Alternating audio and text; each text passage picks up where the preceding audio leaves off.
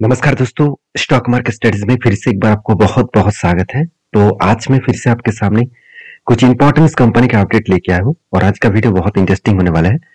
इस वीडियो को लास्ट तक जरूर देखिए क्योंकि इस वीडियो के माध्यम से आपको कंपनीज की जानकारी के साथ-साथ टेक्निकली चार्ट पैटर्न भी मैं सिखाने वाला हूँ, जिसके ऊपर आप स्टडी करके खुद स्विंग ट्रेडिंग के हिसाब से काम कर सकते हैं। और हाँ, वीडियो शुरू करने से पहले मैं 2 रिक्वेस्ट करूंगा। चैनल को सब्सक्राइब नहीं किया तो जरूर कर लीजिएगा और टेलीग्राम को ज्वाइन नहीं किया वो भी कर सकते हैं और साथ ही साथ इस वीडियो को please as a education purpose में लेना। तो चलो देख लेते हैं कौन सा कंपनी है इस वीडियो के अंदर। फर्स्ट जो कंपनी है जिसके नाम है येस बैंक।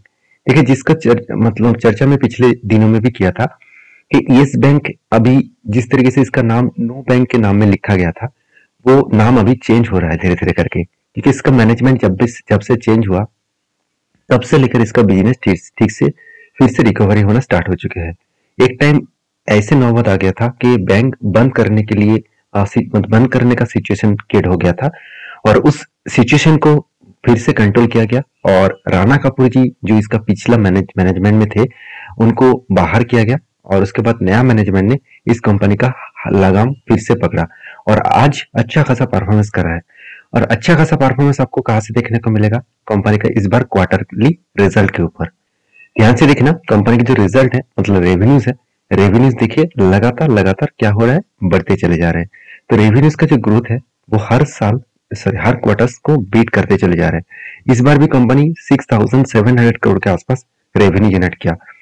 इंटरेस्ट भी पेमेंट किए क्योंकि कर्जा भी ज्यादा लिया गया, एक्सपेंस भी कंपनी कंट्रोल में रखा। सब कुछ करने के बाद कंपनी के हाथ में देखिए प्रॉफिट जो पिछली बार 160 करोड़ था वो इस बार बन के हो चुके हैं 229 करोड़। तो इसका मतलब प्रॉफिटेबिलिटी जो है वो यहाँ पे इस बार अच्छा खासा ग्रोथ हुआ। हाँ, बोल सकते हैं कि कंपनी सर एस्टिमेट तो बीट नहीं कर पाया, पिछले क्वार्टर्स का तो एस्टिमेट बीट नहीं कर पाया। तो ये बात भी सही है, आपके बात भी सही है कि ऐसा नहीं कि एस्टिमेट बीट कर दिया, मगर जिस तरीके से पहले इतना बड़ा नेगेटिविटी में कंपनी देखने को मिला था आज वो धीरे धीरे करके रिकवरी हुआ। और सबसे जो इंपॉर्टेंट पॉइंट है, जो कंपनी एक टाइम अच्छा खासा प्रॉफिट करने के बाद भी उसका एनपीए बहुत ज्यादा हुआ करता था, जैसे 5%, 4.5% के आसपास, वो एनपीए अभी घट के हो चुके हैं 1% से भी नीचे। तो ये जो ग्रोथ है, ये ग्रोथ ऑब्वियसली कंपनी को आगे लेके जाएंगे, इस तरीके से सिचुएशन बन रहा है अभी। इसी रिजल्ट के कारण से आप देखेंगे तो इंस्टीट्यूशन वो क्या कर रहा है, एफएस ने क्या किया, जो पहले 7% के आसपास होल्डिंग किया करता था आज वो होल्डिंग को बढ़ाकर 23% कर चुके हैं। डीएस ने भी देखिए बीच में छोटा मोटा स्टेक यहाँ पे बेच दिया था और उसके बाद देखिए फिर से रिकवरी करके उन्होंने होल्डिंग को बढ़ा दिया है। और पब्लिक ने क्या किया, पहले होल्डिंग ज्यादा था, उन्होंने होल्डिंग्स को बेच दिया, मतलब कुछ क्वांटिटी उन्होंने बेचा। कहने का मतलब क्या है कि जब भी किसी कंपनी के ऊपर आप काम कर रहे हैं तो सबसे पहले ये देखना है कि उस सिचुएशन में आप जिस टाइम में कंपनी के ऊपर निवेश कर रहे हैं क्या वो सिचुएशन कंपनी के लिए ठीक है कि नहीं। अभी सिचुएशन के बारे में और मैं डिटेल्स में डेटा आपके साथ शेयर करूं तो बैलेंस शीट में आप देखेंगे तो कंपनी का जो कर्जा है वो मार्च 14 में 94 करोड़ था, उसके बाद धीरे धीरे करके बढ़ा था और आज भी हाईएस्ट लेवल में है। अभी क्वेश्चन आएगा कि कर्जा बनना क्या ठीक ठाक होगा, क्या बैंकिंग सेक्टर में कर्जा बनना ठीक है? मेरे हिसाब से बैंक सेक्टर में अगर कर्जा बढ़ रहा है, उस कर्जे को लेने के बाद कंपनी अगर प्रॉफिट में है तो सोचिएगा वो कर्जा पॉजिटिव है। और सबसे बड़ी बात आप उस कर्जे को देख लेना, अगर वो कर्जा आपको लॉन्ग टर्म में दिखे तो उस कंपनी से दूर रहना। अगर वो कर्जा आपको आदर्श बोरिंग्स में दिखे, आदर्श बोरिंग्स का मतलब क्या है, वो कर्जा इसलिए लिया गया कि बैंकिंग उस पैसे को री इन्वेस्ट कर मतलब री लोन देने वाले है, कस्टमर को री लोन देने वाला है, जिसके चलते है कंपनी ने कर्जा लिया, तो ठीक ठाक है। ये सारे पैरामीटर्स कंपनी के फ्लेवर में है, जिसके चलते लास्ट कुछ फ्यू डेज में इसका डिलीवरी का डेटा दिखा दूं तो अच्छा खासा एक डिलीवरी क्वांटिटी ऐड होता देखने को मिले। अभी आपके क्या राय है इस कंपनी के ऊपर, मुझे जरूर कमेंट्स करके भेजना।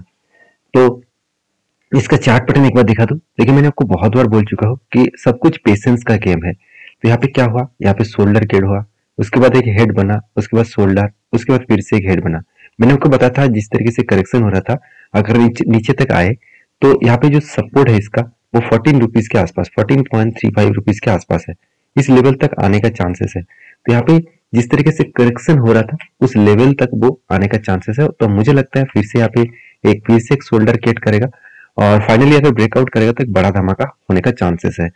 तो मैं इंतजार करो, जब भी ब्रेकआउट होगा तो मैं आपको जरूर शेयर करूंगा। आप भी आपके चार्ट में इस तरीके से पैटर्न्स को मेंशन करके रखना, क्योंकि सीखने के लिए आपको थोड़ा तो मेहनत करना पड़ेगा, क्योंकि मैं आपको हमेशा सिखाता रहूंगा। आप सीखकर काम करिए, किसी भी चीजें को देखकर ब्लाइंडली किसी को भरोसा मत कर लेना कि मैंने आपको बताया कि आप भी कल जाकर ट्रेड ले लेंगे, ऐसे बिल्कुल मत करिएगा। आप सिर्फ कंपनीज के ऊपर रिसर्च करिए, उसके बाद आपको खुद ही लगेगा कि हाँ, यहाँ पे मुझे ट्रेड बनना चाहिए। और मैं एक नया टेक्निकल चार्ट पैटर्न आपको सिखाऊंगा जो मैंने इतने दिन तक काम कर रहा हूँ, उसके ऊपर भी मैं जल्द से जल्द वीडियो लेके आने वाला हूँ। तो मेरे साथ जुड़े रहिए, चैनल को सब्सक्राइब भी करिए। नेक्स्ट जो कंपनी है जिसके बारे में चर्चा करूँ उसका नाम है इजी टी प्लानर। देखिए, इजी टी प्लानर के पिछले दिन में क्वार्टरली रिजल्ट आ गया था, और रिजल्ट किस तरीके से हुआ आज के दिन में आपके साथ शेयर करूंगा। और बहुत दिनों तक इंतजार में कर रहा था कि कंपनी का रिजल्ट किस तरीके से आएगा, तो फाइनली रिजल्ट आ चुके हैं। तो आप देख सकते हैं Easy T Planner sets 3% after quarter so, मतलब यहाँ पे देख सकते हैं जो वोलेटिलिटी है वो मूव हो चुके हैं स्टॉक प्राइस के, क्योंकि जो ट्रिगर्स है वो ट्रिगर थोड़ा सा स्लो हो चुके हैं। मतलब क्या है, कंपनी का जो रिजल्ट है, क्वार्टरली जो रिजल्ट है आप देखेंगे तो सेल्स में इंक्रीजिंग है हुआ है, चलो अच्छी बात है। और कंपनी के देखिए एक्सपेंस भी कंपनी कंट्रोल में रखा, और कंपनी का ऑपरेटिंग प्रॉफिट मार्जिन जो 37% था वो बढ़ के हो चुका है 56%। तो एक अच्छा खासा ग्रोथ हुआ ईयर ऑफ ईयर बेसिस में एंड क्वार्टर क्वार्टर बेसिस में।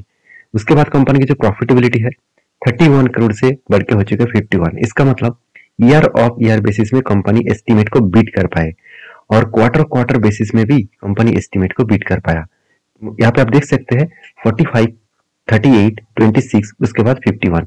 तो हर दिशा में देखा है तो कंपनी की जो प्रॉफिटेबिलिटी है वो लगातार बढ़ते जा रहे हैं। तो मैं पहले ही बोल चुका हूँ, इंडिया के जितने सारे ऑनलाइन टिकट बेचने वाला कंपनी है उनमें से दो ही कंपनी प्रॉफिटेबल में है, एक आईआरसीटीसी, दूसरा इजी टी प्लानर। तो इस कंपनी के ऊपर फोकस इसलिए मैं रखने के लिए बोला क्योंकि जिस तरीके से ट्रैवल मतलब इंडस्ट्रीज का ग्रोथ हो रहा है, जिस तरीके से हर जगह पे ट्रैवलिंग इंडस्ट्रीज का ग्रोथ हो रहा है और ऑनलाइन लोग प्लेटफॉर्म के माध्यम से टिकट खरीदारी कर रहे हैं, तो उस बेसिस में देखा है तो हर इस तरीके से प्रोडक्ट के इस तरीके से कंपनी का ग्रोथ होने का चांसेस बहुत हायर है। तो रिजल्ट अच्छा है मेरे हिसाब से। उस बेसिस में आपको मैं एक चीज बता दूं कि इंस्टीट्यूशन भी देखिए धीरे धीरे करके इसके ऊपर होल्डिंग बढ़ा रहा है। एक टाइम इंस्टीट्यूशन मतलब एफएसडीएस के पास उतना होल्डिंग नहीं था, वो धीरे धीरे करके क्या कर रहा है, खुद का होल्डिंग को इंक्रीज कर रहा है। तो ये भी एक प्लस पॉइंट है ऑब्वियसली मेरे हिसाब से। तो बाकी आप समझदार है, आप समझकर काम करिएगा, क्योंकि कंपनी के ऊपर उतना ज्यादा इंस्टीट्यूशन बाई इसलिए नहीं किया क्योंकि कंपनी का मार्केट कैप अभी भी 7,400 करोड़ के आसपास है। तो 7,400 करोड़ कंपनी के ऊपर उतना ज्यादा भरोसा अभी तक इंस्टीट्यूशन नहीं दिखा है। तो मुझे लगता है फ्यूचर में वो इंटरेस्ट जरूर दिखा पाएंगे जब कंपनी का ग्रोथ और भी ज्यादा बढ़ जाएगा। तो अभी फिलहाल के लिए कंपनी का जो बैलेंस शीट है वहां पे आप देखेंगे तो कंपनी का जो रिजर्व है वो लगातार बढ़ते चले गए, और उस हिसाब से कंपनी के जो बोरिंग्स है वो भी यहाँ पे बढ़ता हुआ देखने को मिले। तो रिजर्व भी बढ़ा, कंपनी का बोरिंग्स भी बढ़ा, और उस हिसाब से कंपनी का जो टोटल फिक्स्ड एसेट है वो भी लगातार बढ़ते चले गए। अभी फिक्स्ड एसेट में फिक्स्ड एसेट यहाँ पे देखेंगे तो फिक्स्ड एसेट भी लगातार बढ़ते चले जाए। और कंपनी के जो ट्रेड रिसीव हुआ, मुझे एक चीज बहुत बेस्ट लगा, कंपनी का लास्ट कुछ मतलब टाइम्स में देखा है तो कंपनी का 2 क्वार्टर्स में मार्च के हिसाब से और सितंबर के हिसाब से देखा है तो कंपनी का जो ट्रेड है मतलब जो प्रोजेक्ट है वो 194 करोड़ तक यहाँ पे बढ़ चुके हैं। इसका मतलब ट्रेड अलग लेवल में बढ़ रहा है। तो यही कारण है कंपनी में आगे चल के एक हाई ग्रोथ होने का। अभी कंपनी के ऊपर लास्ट कुछ फ्यू डेज का डेटा दिखा दूं तो आप देखेंगे तो कंपनी के जो डेटा है वो एवरेज लेवल के सिचुएशन अभी देखने को मिला है। तो पिछले दिनों में देखिए ट्रेड बहुत ज्यादा हो गया था, मगर उतना ज्यादा यहाँ पे क्वांटिटी ऐड नहीं किया गया। अभी 27% के आसपास टोटली पिछले दिनों में शेयर को मतलब एज ए होल्डिंग के हिसाब से उठाया गया, तो उतना ज्यादा होल्डिंग हुआ नहीं। तो मुझे लगता है यहाँ पे सिचुएशन जो है वो कंटिन्यूसली यहाँ पे ट्रेड को धीरे धीरे करके आगे बढ़ाया जा रहा है। तो आपके क्या राय है इस कंपनी के ऊपर जरूर कमेंट्स करना। और चार्ट पैटर्न के बारे में चर्चा करूं तो मैंने आपको एक लेवल मेंशन करके दिया था, ये जो स्ट्रॉन्ग कंपनी के लिए एक रेजिस्टेंस था, फाइनली वो रेजिस्टेंस ब्रेकआउट हुआ। और मैंने आपको ये भी बताया कि यहाँ पे रिटेस्ट करने के बाद ऊपर गया था। तो मुझे लगता है यहाँ पे 200 डेज EMA ब्रेक करना इतना आसान नहीं होगा। अगर इसको ब्रेकआउट करे तो नेक्स्ट लेवल तक यहाँ तक 49 रुपीज तक यहाँ पे आने का चांसेस है। तो बाकी आप किस तरीके से इस कंपनी के ऊपर सोच रहे हैं मुझे जरूर कमेंट्स करके बताना। नेक्स्ट जो कंपनी है जिसके बारे में चर्चा करूं उसका नाम है टाटा पावर। देखिए टाटा पावर कंपनी इंडिया के एक पॉपुलर सोलर प्रोजेक्ट के ऊपर काम करने वाला कंपनी बन चुके हैं। और इस कंपनी के ऊपर जो मुझे प्लस पॉइंट लगा, कंपनी से सोलर प्रोजेक्ट के ऊपर नहीं, कंपनी कुछ अलग थिंकिंग भी लेके रखा है। कंपनी एक बहुत बड़ा अनाउंसमेंट कर चुके हैं। 2025 खत्म होने से पहले कंपनी ऑल ओवर इंडिया में 1 लाख सोलर चार्जिंग स्टेशन बनाएंगे। सोलर चार्जिंग स्टेशन बनाएंगे और वो भी 1 लाख के आसपास। और ये बात मैंने खुद नहीं बता रहा हूँ, कंपनी खुद यहाँ पे वेबसाइट के माध्यम से बताया है। आप देख सकते हैं कि company manufacture solar roof and plans to build 1 lakh EV charging station by 2025। तो यहाँ पे कितना बड़ा ग्रोथ हो रहा है आप देख सकते हो। उसके साथ साथ टोटल जो कंपनी का कैपेसिटी है वो 13,985 मेगावाट हो चुके हैं। और ये कैपेसिटी अगर ऐड हो जाएगा तो और भी ज्यादा यहाँ पे कैपेसिटी बढ़ जाएंगे। तो देखिए कंपनी का थर्मल पावर के ऊपर, हाइड्रो पावर, रिन्यूएबल एनर्जी और WHR पावर प्रोजेक्ट के ऊपर कंपनी काम करते हैं। तो बेसिकली कंपनी जो फोकस सबसे ज्यादा ग्रोथ कर रहे हैं वो है रिन्यूएबल एनर्जी के ऊपर। तो मेरे कहने का मतलब है कंपनी के ऊपर पिछले दिन में एक अपडेट आया, यहाँ पे बताया गया कि टाटा पावर जो रिजल्ट आया Q2 का, net profit up to 9% year of year basis, rupees 1017 crore के आसपास। इसका मतलब प्रॉफिटेबिलिटी अच्छा खासा ग्रोथ हुआ। अभी कितना ग्रोथ हुआ चलो मैं आपको दिखा देता हूँ। कंपनी का जो क्वार्टरली रिजल्ट है आप देखेंगे तो आप देख सकते हैं कंपनी के जो सेल्स है वो 14,000 करोड़ से बढ़ के हो चुके 15,700 करोड़। एक्सपेंस भी बढ़ा 12,200 करोड़ से 12,900 करोड़। और कंपनी के देखिए यहाँ पे ऑपरेटिंग प्रॉफिट, नेट प्रॉफिट वो भी बढ़ चुके हैं 935 करोड़ से बढ़ के हो चुके हैं 1000 करोड़ के आसपास। तो इसका मतलब कंपनी की जो प्रॉफिटेबिलिटी है वो कंटिन्यूसली यहाँ पे बढ़ते जा रहे हैं। उस बेसिस में देखा है तो कंपनी का नेट प्रॉफिट कंटिन्यूसली बढ़ने के कारण आगे चल के कंपनी का ग्रोथ भी और भी ज्यादा बढ़ने का कारण बनेगा। क्योंकि कंटिन्यूसली ग्रोथ तो हुआ मगर एक चीज आप नोटिस नहीं करे होंगे, लास्ट 2 जो क्वार्टर्स गया उस क्वार्टर को कंपनी बीट नहीं कर पाया।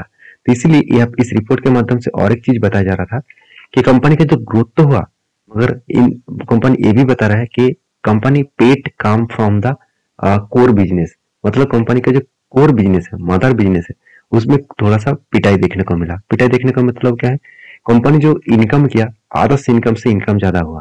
देखिए आदर्श इनकम से भी अच्छा खासा इनकम हुआ मगर जो कोर बिजनेस है उस कोर बिजनेस में कंपनी का नेट प्रॉफिट अच्छा खासा देखने को मिला है। मतलब सॉरी, नेट प्रॉफिट अच्छा खासा देखने को मिला। और पिछले सालों का जो मतलब क्वार्टर था उसको एस्टिमेट के हिसाब से बीट नहीं कर पाया। तो थोड़ा सा अभी प्रेशराइज देखने को मिलेगा, कोई बात नहीं। कंपनी की जो रिजल्ट हुआ है वो अच्छा खासा ग्रोथ होने के लिए काफी है। अभी रही बात इन्वेस्टर के, तो देखिए पहले मैं बोल चुका हूँ जब भी कोई इंस्टीट्यूशन रिजल्ट आने से पहले ही बाय करना स्टार्ट कर देते हैं तो आप एक बात को याद रखना कि रिजल्ट अच्छा आने का चांसेस बहुत ज्यादा है। क्योंकि उसको पहले से ही पता होता है कि किस तरीके से रिजल्ट आने वाला है। क्योंकि देखिए हम लोग डेटा के हिसाब से डेटा के आधार के हिसाब से काम करते हैं और वो लोग मैनेजमेंट के साथ खुद बातचीत कर लेते हैं और उस बातचीत से उसको खुद पता चल जाता है कि एक्चुअली कंपनी के अंदर इस बार किस तरीके से रिजल्ट होने वाला है। तो कंपनीज के ऊपर अब अगर आपको मैं डिलीवरी के डेटा दिखा दूं तो लास्ट कुछ फ्यू डेज का डिलीवरी के डेटा मैं आपके साथ शेयर करूं तो आप देखेंगे तो कंटिन्यूसली एक डिलीवरी अच्छा खासा उठाया जा रहा था। और पिछले दिनों में जिस तरीके से डिलीवरी भी उठाया गया उसी तरीके से ट्रेडिंग भी हुआ। यहाँ पे हल्का सा जो मतलब स्काई कलर आपको दिख रहा है तो इसका मतलब डिलीवरी का जो डेटा है और पिंक कलर मतलब NSE BSE का डिलीवरी का डेटा है। तो सोचिएगा मतलब परसेंटेज है, तो सोचिएगा किस तरीके से शानदार तरीके से यहाँ पे डिलीवरी उठाया गया। अभी इसके चार्ट पैटर्न्स के बारे में बात करूं तो ध्यान दीजिएगा कंपनी के ऊपर मैंने एक लेवल्स आपको मेंशन करके दिया एज एजुकेशन पर्पस में। यहाँ पे कफ विथ हैंडल पैटर्न्स बना, तो जब भी इस तरीके से कुछ पैटर्न बनते हैं तो आपको ब्रेकआउट और ब्रेकआउट कंफर्मेशन का इंतजार करना पड़ेगा।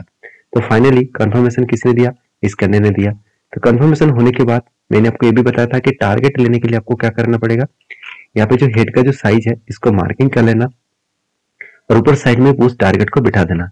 तो ऑलमोस्ट यहाँ पे टारगेट अगर अचीव होंगे तो करीबन 26% के आसपास टारगेट बन सकता है। और टारगेट जो लेवल होगा वो करीबन 309 रुपीज 310 रुपीज के आसपास। अभी फिलहाल के लिए देखिए नीचे आया था, उसके बाद रेजिस्टेंस को सपोर्ट को फेस किया, फिर से वो वापस जा रहा है। तो यही होता है पेशेंस का गेम। अगर आपको भरोसा है कंपनी के ऊपर तो जरूर उस कंपनी के ऊपर कंटिन्यू आप बने रह सकते हैं। अगर आपको भरोसा ही नहीं है तो कंपनी के ऊपर काम कहाँ से करेंगे। नेक्स्ट जो कंपनी उसके बारे में बात करूं उसका नाम है हिंदकॉन केमिकल्स लिमिटेड। हिंदकॉन केमिकल्स लिमिटेड के बारे में चर्चा करूं तो कंपनी इसके ऊपर एक बहुत बड़ा अपडेट आया कल के दिन कंपनी आपको 1 के बदले 5 शेयर एज ए स्प्लिट के हिसाब से देने वाला है। इसका फेस वैल्यू 10 रुपया था, वो अभी बनेगा 2 रुपया। तो कहने का मतलब है कंपनी की जो स्प्लिट एंड बोनस है वो कंपनी को अच्छा खासा देखने को मिला है। और मुझे लगता है इस तरीके से सिचुएशन के बेसिस में कंपनी का अच्छा खासा ग्रोथ किस तरीके से हुआ है उसको देखकर स्प्लिट एंड बोनस के लिए अप्लाई करिए। तो ये था कुछ कंपनीज का अपडेट। वीडियो में अगर जानकारी अच्छा मिले तो प्लीज लाइक करना। और हाँ, ये वीडियो टोटली एजुकेशन पर्पस में मेरे तरफ से है, कोई भी मेरे तरफ से बाय एंड सेल का रिकमेंडेशन नहीं है। किसी भी कंपनी के ऊपर काम करना है तो आपका जो एडवाइजर है उसके साथ बातचीत करके ही काम करिए। मिलते नेक्स्ट वीडियो में, तब तक के लिए अच्छे से रहिए, अपने ख्याल रखिए।